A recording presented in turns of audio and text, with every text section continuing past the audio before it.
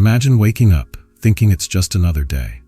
You go about your routine, unaware that by nightfall, your heart will stop and you will experience something beyond belief. What happens when you die? Is it the end, or is it the beginning of something we can't even imagine?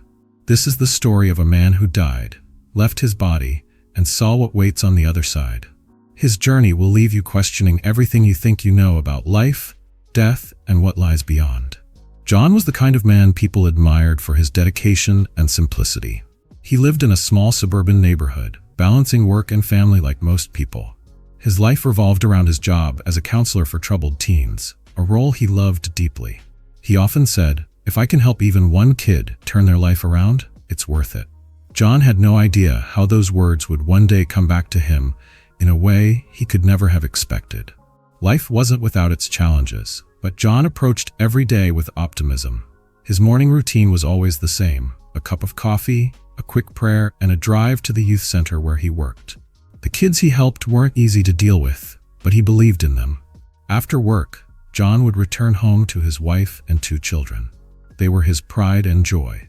Though his days were busy, he always made time for family dinners and bedtime stories. To the outside world, John's life might have seemed ordinary, but to him, it was fulfilling. One evening, as John sat on the couch, a sharp pain hit his side. He winced, thinking it was just a muscle spasm. But the pain didn't go away. Over the next few hours, it became unbearable. His wife urged him to see a doctor, but John waved it off. "It's probably nothing," he said, trying to sound reassuring. By the next morning, the pain had intensified, and John could no longer ignore it.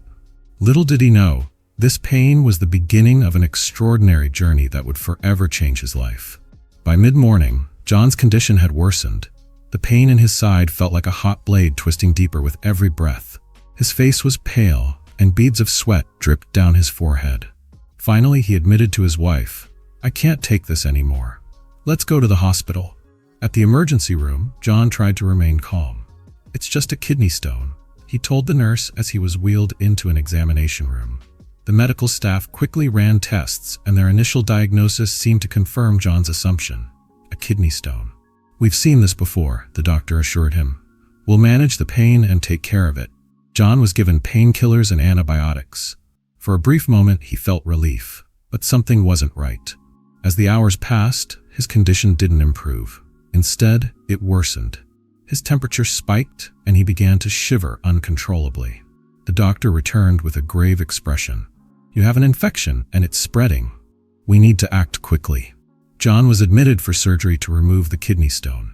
The procedure itself went smoothly, but the infection was stronger than expected. Despite the antibiotics, it had already begun to invade his bloodstream. By the evening, John's organs started to show signs of failure.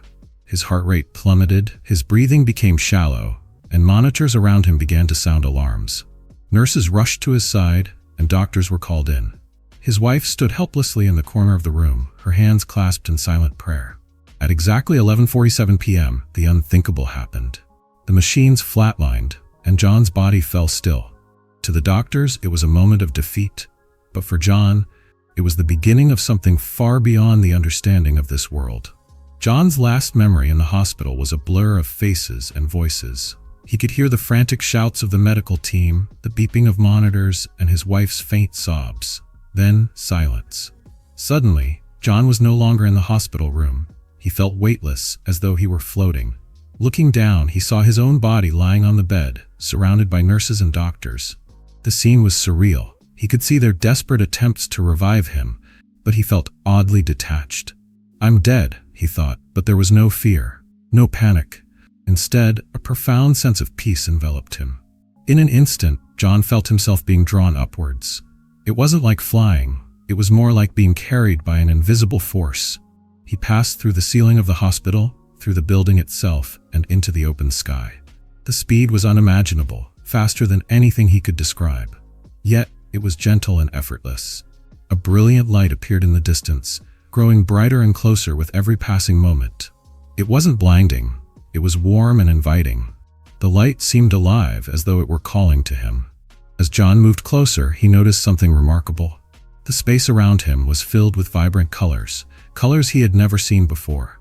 The hues seemed to pulse with energy, radiating a sense of joy and harmony. Ahead, the light transformed into what looked like a doorway, but it wasn't made of wood or metal. It was as if the very fabric of the universe had parted to create an entry point. John felt an overwhelming pull to step through, but just before he crossed the threshold, he paused. He felt as though he were being watched. Turning slightly, he saw vague forms in the distance, shadows of people or beings he couldn't yet make out.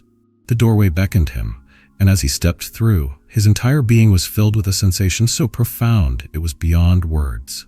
Peace, love, and belonging washed over him in waves. John had crossed over, but the journey had only just begun. As John stepped through the doorway, his senses were overwhelmed. He was in a place that defied explanation. Beautiful, vibrant, and alive in ways he had never experienced before. The air itself seemed to hum with a soft, melodic energy, as if the entire world was singing. He looked around and realized the light wasn't just coming from above. It radiated from everything around him. The trees glowed with an inner brilliance, their leaves shimmering in hues of green and gold that seemed alive. Flowers of every imaginable color dotted the ground, their petals moving gently, though there was no wind. Even the grass beneath his feet felt alive, soft yet sturdy, as though it were welcoming him. There was no sun, yet everything was perfectly illuminated. The light seemed to come from everywhere at once. It was warm, but not in the way the sun feels on Earth. It was comforting, like a gentle embrace. John took a step forward and felt an unfamiliar sensation, pure peace. There was no pain, no fear, no anxiety. It was as if every burden he had carried in life had been lifted. He felt whole for the first time. Ahead, a crystal-clear river sparkled, its waters flowing with a rhythm that seemed almost musical. He knelt down and touched it. The water was cool and refreshing, yet it didn't leave his hands wet.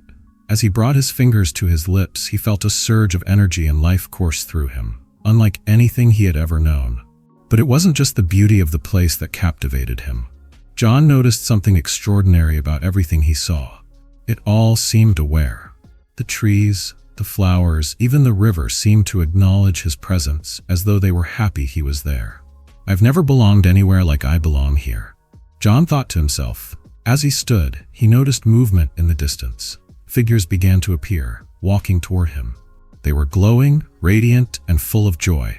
Though their features were unfamiliar, John felt a deep connection to them, as though they had known each other for eternity. Before he could fully process what was happening, a thought entered his mind, clear and unmistakable. This is not just a place. This is the beginning of something greater. John felt a presence approaching, more powerful than anything he had yet experienced. Though he couldn't see it, he knew it was coming closer. His heart raced, not with fear, but with anticipation. Who am I about to meet? He wondered. The presence grew stronger with every passing moment, filling John with a mixture of awe and wonder. It wasn't just a feeling, it was as if the very air around him was alive, humming with power and love. Then he saw him. In the distance, a figure appeared, walking toward John with purpose. He couldn't quite make out the face at first, but the figure radiated a light so brilliant yet so gentle it was almost impossible to look away. John felt his knees weaken. Without thinking, he dropped to the ground, overwhelmed by the sheer majesty of the presence before him. As the figure came closer, John began to see more clearly.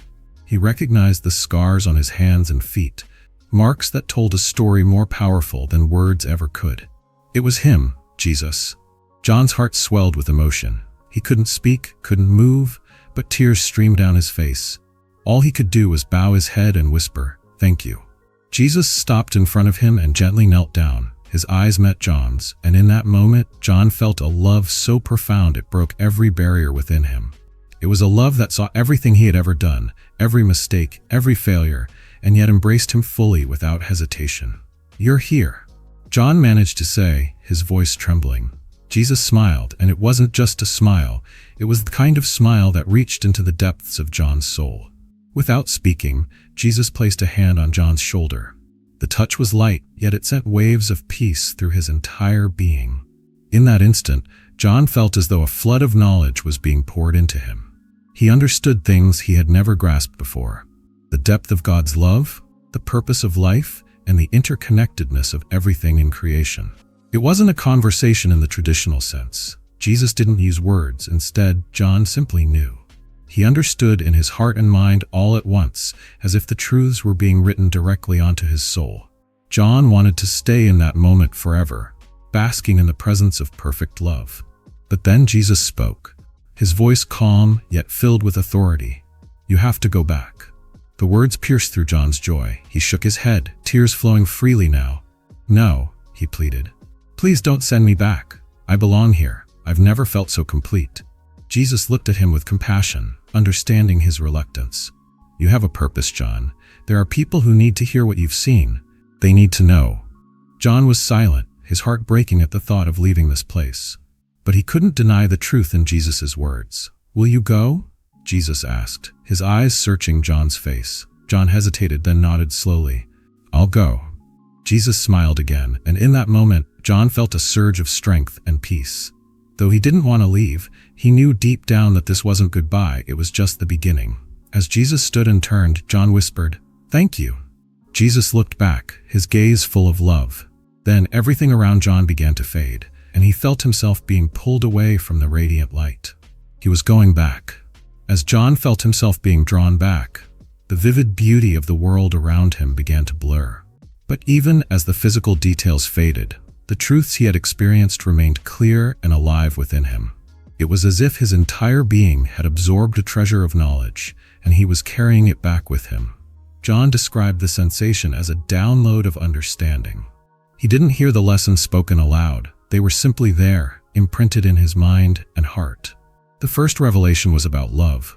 John had always believed in love, but what he experienced in that place was beyond comprehension.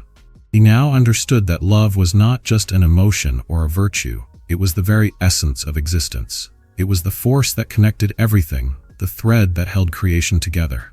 God's love is infinite, John thought. It's not limited by time, space, or our own understanding. It's deeper than anything we could imagine, and it's for everyone. The second insight was about purpose. John realized that every moment of life mattered. Even the smallest acts of kindness and the simplest choices had eternal significance. He saw how lives were interconnected, how one person's actions could ripple out to touch countless others in ways they might never realize. John also understood something about pain and suffering. While he didn't experience any in that realm, he was given clarity about its purpose on earth. He saw that even in the darkest moments, there was a greater plan at work. Suffering wasn't meaningless. It was often a pathway to growth, empathy, and deeper understanding. Another truth struck him deeply. Life on earth was a temporary assignment. He now saw the world as a preparation ground, a place where people could grow closer to God and fulfill their unique missions. But the most profound insight was about grace. John had always believed in forgiveness, but in this place, he truly understood it. He saw that God's grace wasn't something people had to earn. It was a gift, freely given to all who would accept it. As these revelations filled him, John felt a new sense of urgency. He understood why Jesus had sent him back. People need to know this, he thought. They need to understand how much they are loved, how much their lives matter. Before he could dwell further, the pull back to his earthly body grew stronger. The light around him dimmed, and the vivid colors of the heavenly realm faded. John felt a momentary pang of loss, but he also carried with him the unshakable peace of knowing what awaited him beyond this life. Then, with a jolt, he was back. When John returned to his body, he was immediately struck by how heavy and limited it felt. The vibrant light, the peace, and the warmth of the other realm were gone, replaced by the sterile, cold environment of the hospital. His chest ached, and every breath felt like a struggle. Yet, he was alive, and the memory of his encounter burned brightly in his mind. The medical staff was in shock. One of the doctors had already been preparing to sign his death certificate. Now, monitors beeped steadily as John's heart pumped life through his veins once more. Nurses scrambled to stabilize him, their faces a mixture of awe and disbelief. John's wife rushed into the room, tears streaming down her face. "You're back," she cried, gripping his hand tightly. He wanted to tell her everything, but he could barely speak.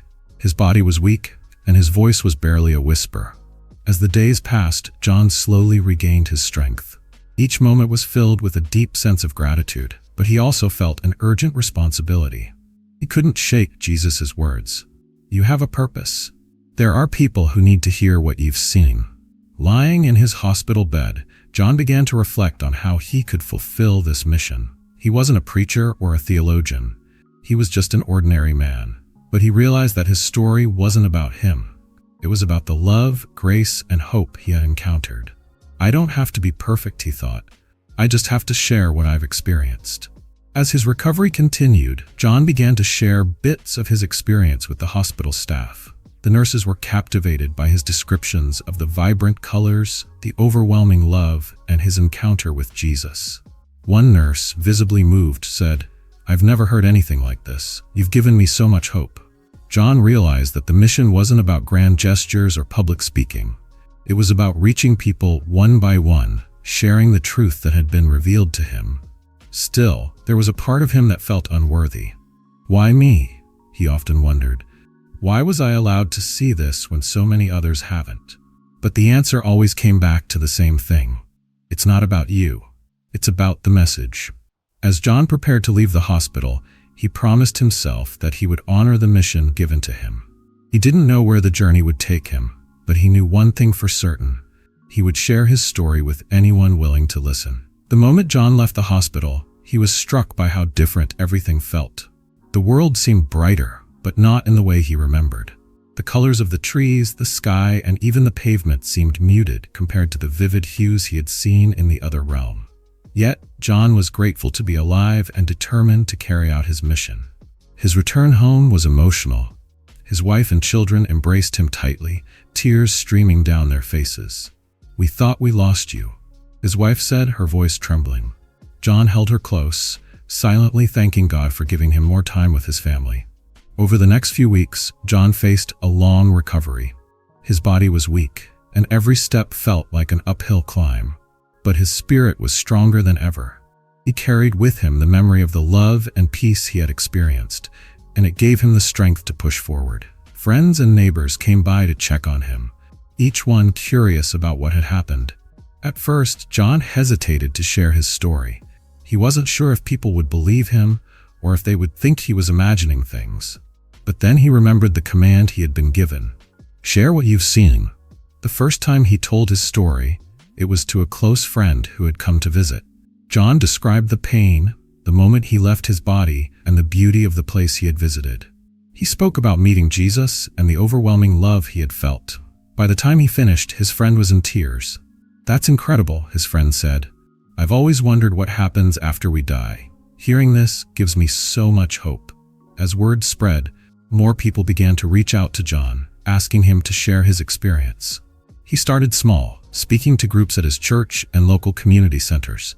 Each time, he felt the same nervousness, but he also felt a sense of peace as he spoke. John's story wasn't just about what he had seen, it was about the truths he had learned. He talked about the importance of love, the purpose of life, and the reality of eternity. People listened intently, many of them moved to tears by his words. For John, this was more than just a story. It was a mission, a way to bring light and hope to others. And with each person he spoke to, he felt a small piece of heaven shining through. Life after John's near-death experience was anything but ordinary. The world around him remained the same, but John was not.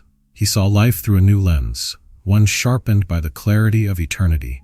Everything seemed more significant. Every interaction, every choice, every moment.